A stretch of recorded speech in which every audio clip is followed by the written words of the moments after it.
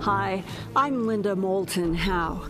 Since graduating from Stanford University, where I produced documentaries about medicine and science, I have investigated the world with the pressure of fact.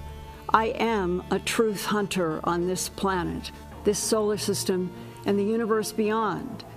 I began investigating worldwide bloodless animal mutilations in September 1979, and to my great surprise, a sheriff and other law enforcement told me, quote, "The perpetrators are creatures from outer space," close quote. Now, in the 21st century, we have rovers exploring Mars and solar system spacecraft showing us the first close-up images of Pluto's icy mountains, and the bright white magnesium salt deposits in a crater on the dwarf planet Ceres, and news that at the bottom of the 6-mile deep ocean, at the South Pole on Saturn's moon Enceladus, there is hot water at nearly 200 degrees Fahrenheit gushing from the seafloor and spouting through the surface ice, apparently heated by radioactive material in the core. That provoked scientists to wonder if there could be swimming creatures in that surprisingly warm moon water. As the future rushes toward us with a mixture of lies and truths, I would like to sharpen focus on what was actually happening right after the end of World War II, when the front page of the Roswell Daily Record on July 8, 1947 was headlined, quote, "Roswell Army Airfield captures flying saucer on ranch in Roswell region.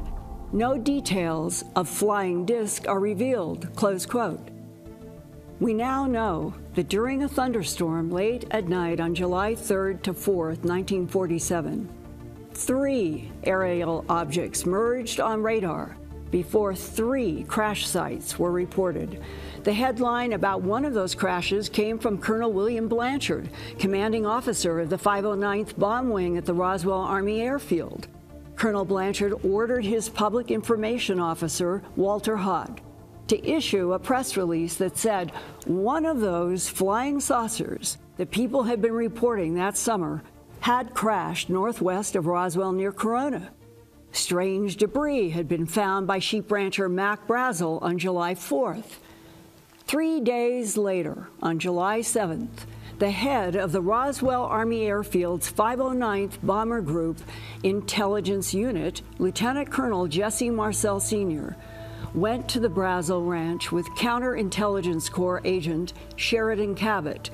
They wanted to investigate, and they gathered up peculiar silver foil that folded like cloth and sprang back to perfect flatness. There were also long, thin I-beams with purple symbols on them. The next day, on July 8th, after the story broke on the front page of the Roswell Daily Record, the head of the 8th Air Force in Fort Worth, Texas, Brigadier General Roger Ramey, held a press conference with his Chief of Staff, Colonel Thomas DuBose, to falsely say there was no flying saucer. It was just a weather balloon that exploded in the thunderstorm. To strengthen his phony story, General Ramey had pieces of shredded weather balloon spread on the floor to be photographed so newspapers would run with his concocted story, specifically to keep the public and the media from knowing about the alien presence. Even Lieutenant Colonel Jesse Marcel Sr. was asked to fly from Roswell to Fort Worth to pose for photographs amid actual weather balloon debris. But Colonel Marcel knew that what he had gathered the day before from the Brazel Ranch was not a weather balloon. 5 years later, 1952, President Truman's Majestic 12 Special Panel produced their first annual report that described, quote, "unidentified planform space vehicles," close quote. Planform meant a delta or crescent shape, not a round disk. Here are paragraphs 6 and 7 from MJ-12's 1952 report, quote, "Radar film and tower logs do not explain the merging of 3 radar targets prior to collision and subsequent crashes. There were 5 recovered bodies. 2 of which were found in a severely damaged escape cylinder, and the remaining 3 bodies were found some distance away from the cylinder. All 5 appeared to have suffered from sudden decompression and heat suffocation, close quote. So there were 3 radar targets and 3 crash sites that MJ-12 called landing zones 1, 2, and 3. Landing Zone 1 was near Corona, New Mexico, about 75 miles northwest of Roswell. The same month of the crashes, another U.S. government agency with the provocative title Interplanetary Phenomenon Unit summarized on July 22, 1947, what had been found at those 3 crash sites. Paragraph 12 stated, quote, "The most disturbing aspect of this investigation was there were other bodies found not far from Landing Zone 1 that looked as if they had been dissected as you would a frog," close quote. No explanation was given about whether the dissected bodies were animal, human, or alien. And then came this startling sentence, quote, "Animal parts were reportedly discovered inside the craft at Landing Zone 2, close quote. Landing Zone 2 was 20 miles southeast of Socorro, not far from Oscura Peak, southeast of the Trinity site in White Sands Proving Ground, where the United States tested its first atomic bomb 2 years earlier in July 1945. Those animal parts were reportedly found inside a well-preserved capsule. It might have been ejected from the crashed vehicle at Landing Zone 1 near Corona. Landing Zone 3 was 30 miles east of Alamogordo on the Mescalero Apache Indian Reservation. That third UFO hit the ground hard and was badly damaged. Remember that the Majestic 12 Project's first annual report in 1952 used the word planform to describe crescent-shaped alien craft, not round discs. Well, here is a photograph of one of those planforms that the photographer told me reminded him of a man's shoe heel. William A. Rhodes had been a flight instructor during World War II at Falcons Field in Phoenix, Arizona. When he saw this shoe heel in the sky, Bill Rhodes grabbed his box camera to take this photograph. The date was July 7th, 1947, the same week of the other 3 UFO crashes in New Mexico. 2 days later, on Wednesday, July 9th, 1947, the Arizona Republic in Phoenix put the Rhodes photograph of the crescent-shaped aerial planform on its front page, but it got it upside down. The same planform shape has been described by other retired military eyewitnesses of crescent-shaped UFOs. General Roger Ramey's goal was to carry out President Harry Truman's orders for a strict policy of denial and secrecy about the alien crashes. Allegedly, Truman and FDR had already dealt with a UFO and 3 dead aliens 6 full years before. In a 2015 book entitled Mo 41, standing for Missouri, 1941, The Bombshell Before Roswell, author Paul Blake Smith writes that on the night of April 12, 1941, a crescent-shaped UFO crashed near Cape Girardeau, Missouri. Cape Girardeau is 115 miles southeast of St. Louis, and near there was the Missouri Institute for Aeronautics in Sikeston. Allegedly, military personnel from MIA retrieved a crescent-shaped craft and 3 identical small bodies described as not from this world, and they were found on a farm about 8 miles south of Cape Girardeau. Today, we would call those identical bodies clones. One U.S. government document leaked in the 1990s to aerospace engineer Dr. Robert Wood is entitled, quote, MJ-12 Project White Hot Intelligence Estimate a preliminary dated September 19, 1947, that's only 2.5 months after the UFO crashes around Roswell. Classified Magic Eyes Only, Part 3, Scientific Probability states, quote, based on all available evidence collected from recovered exhibits, meaning the planform UFOs, currently under study. And then comes a list of 11 government and military agencies and the Massachusetts Institute of Technology. Those craft are deemed extraterrestrial in nature.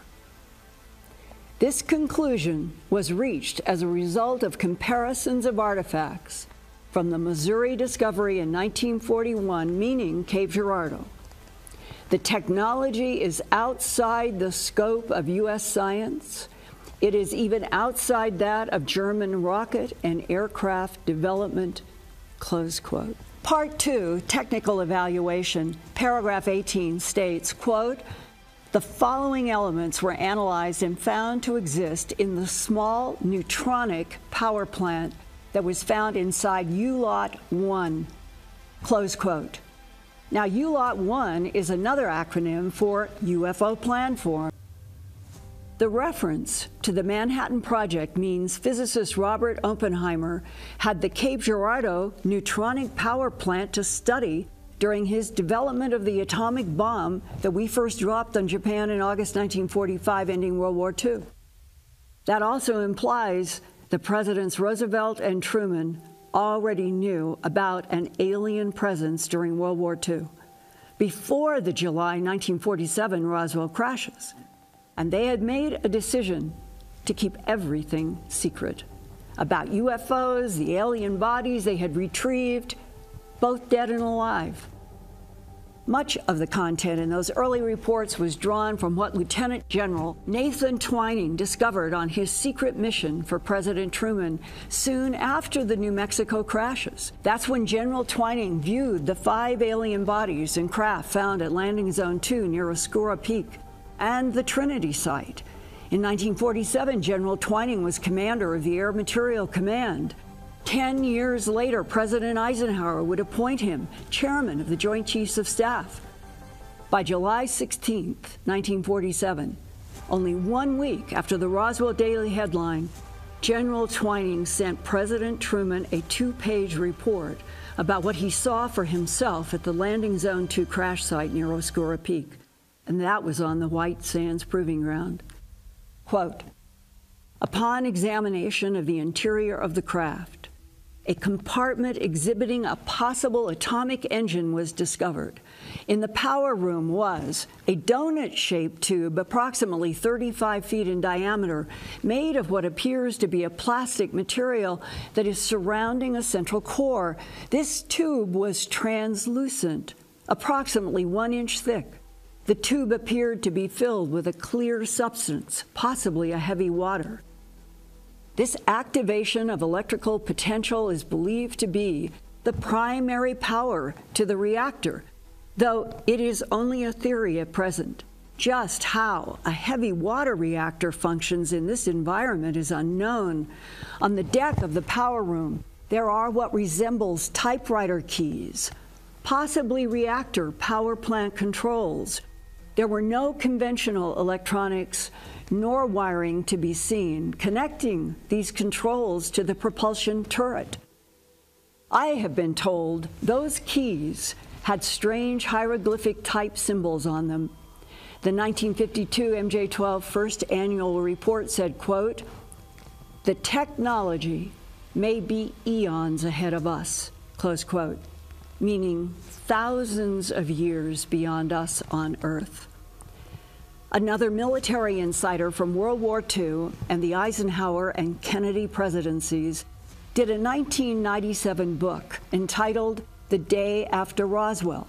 It was about what he knew firsthand of UFO extraterrestrial technologies and ETs while he was working in the Pentagon. Lieutenant Colonel Philip J. Corso worked as chief of the Pentagon's Foreign Technology Desk for General Arthur Trudeau. He was handpicked by President Dwight Eisenhower in 1958 to be Director of Army Research and Development in the Pentagon. General Trudeau, on the right, handpicked Colonel Corso after their trusted days together in World War II. Colonel Corso told me he met with General Trudeau in his Pentagon office, where the general handed over extraterrestrial artifacts retrieved from crashed or landed UFOs. The general asked Colonel Corso to secretly hand-deliver ET artifacts to selected contacts in a few American corporations.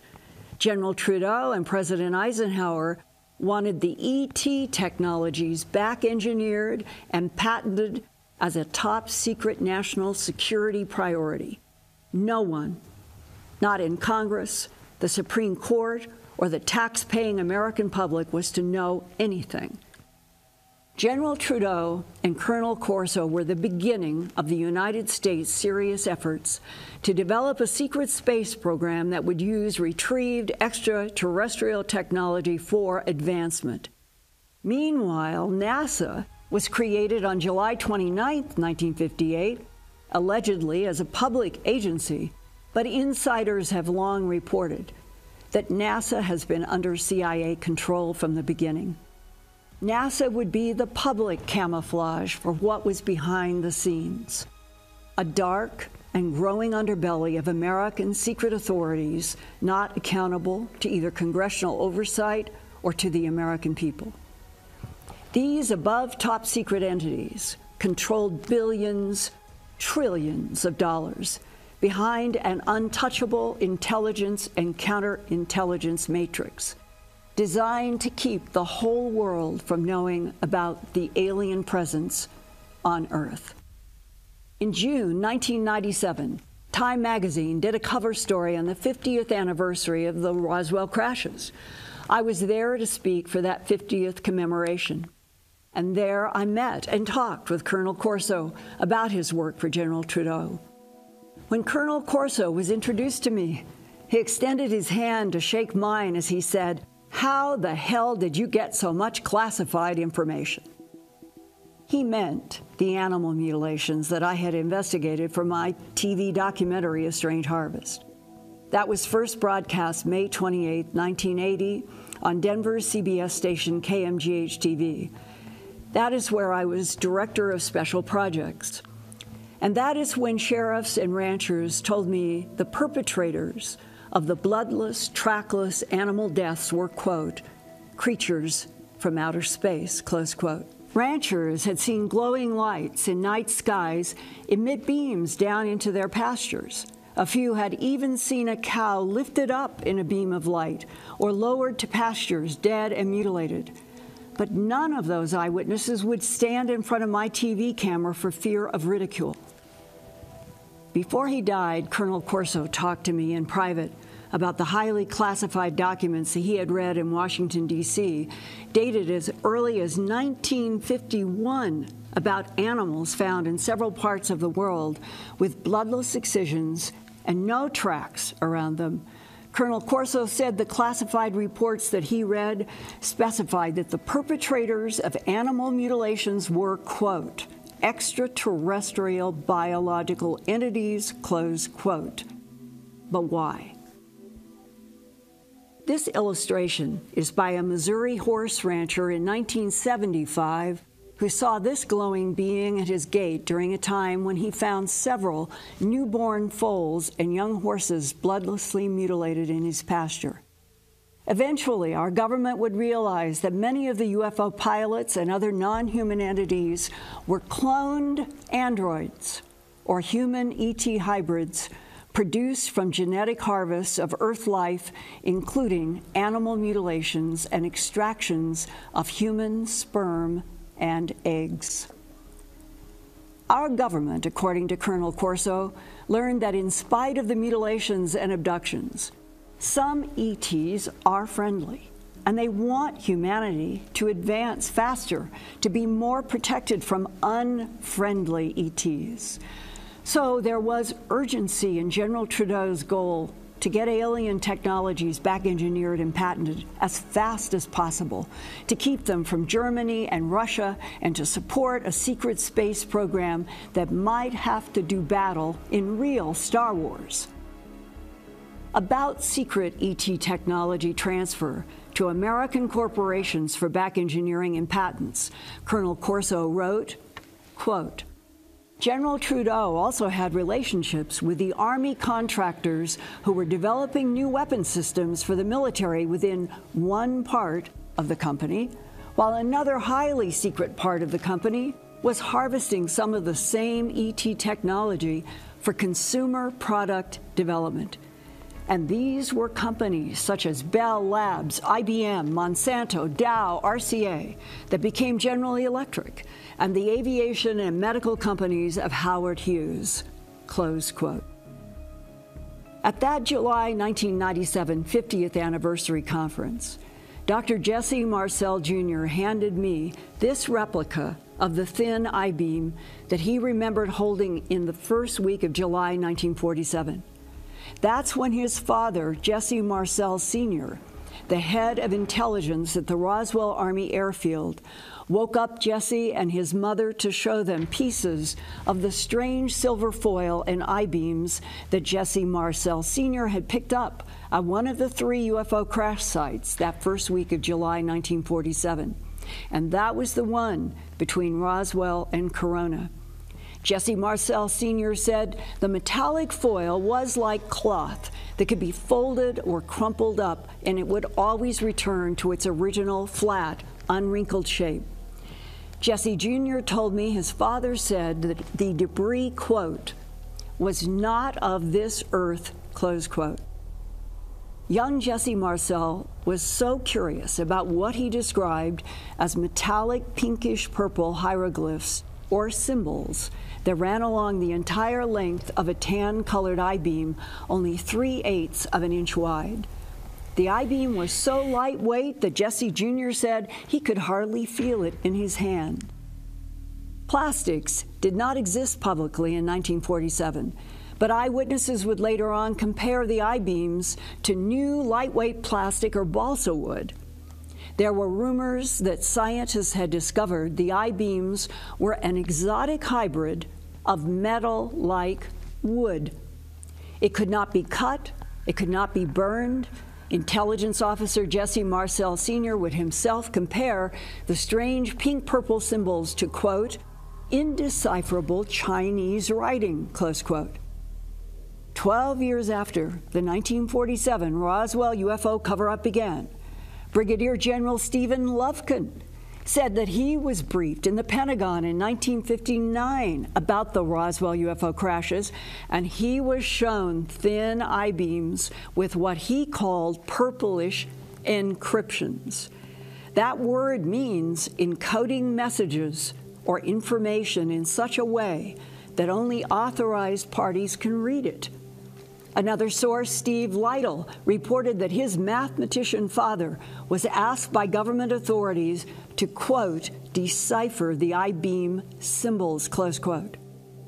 But no one was able to, and those weren't the only mysterious symbols to show up on UFOs. In 1803, on the east coast of Japan in the Hitachi province, fishermen reported that a pale, red-headed, alien-looking woman suddenly emerged from under the ocean waters in a round craft that had symbols on its surface. The woman was inside the craft clutching a box. Eyewitnesses called her Utsuro Bune, meaning ship hole, because her sea craft was shaped like a rice bowl.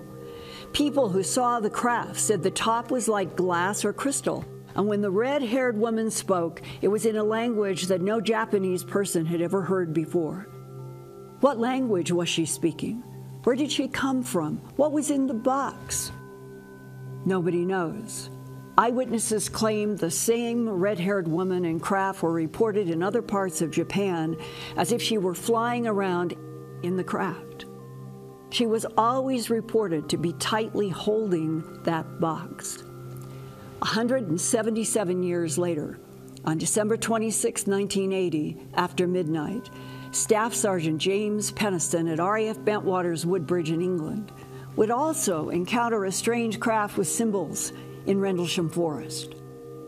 When Sergeant Penniston dragged his fingers over the symbols, his mind was filled with zeros and ones of binary code and telepathic impressions of a time machine from a distant future where an advanced civilization was dying out.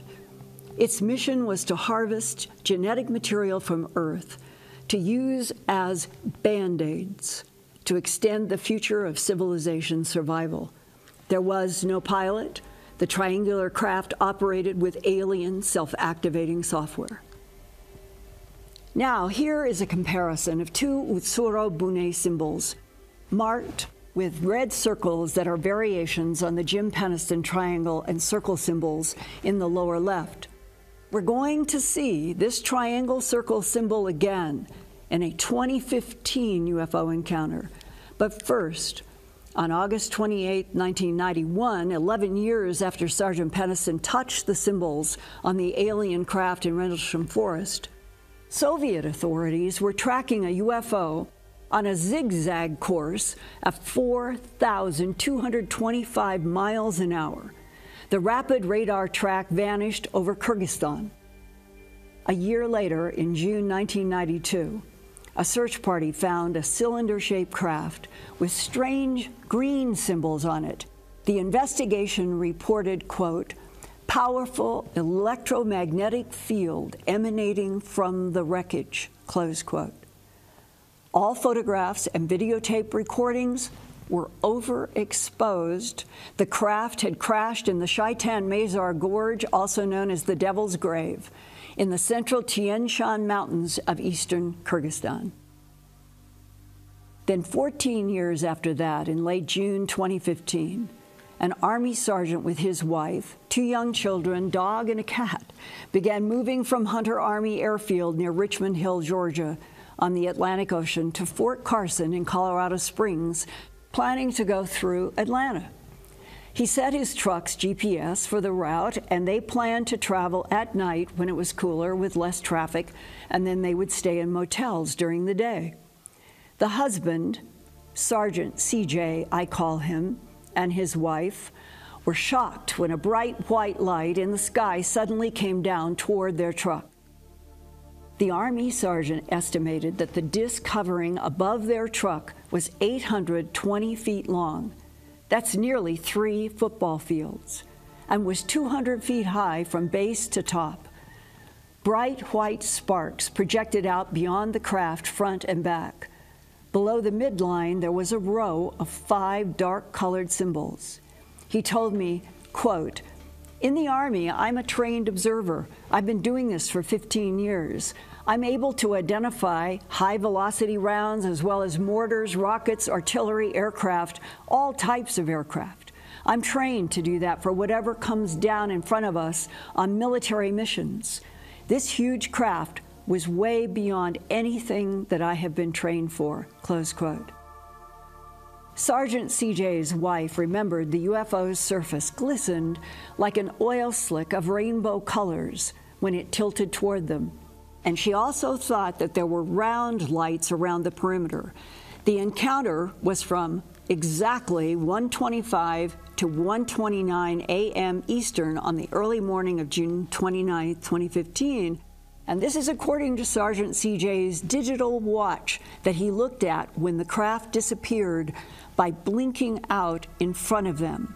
It blinked out. It did not move.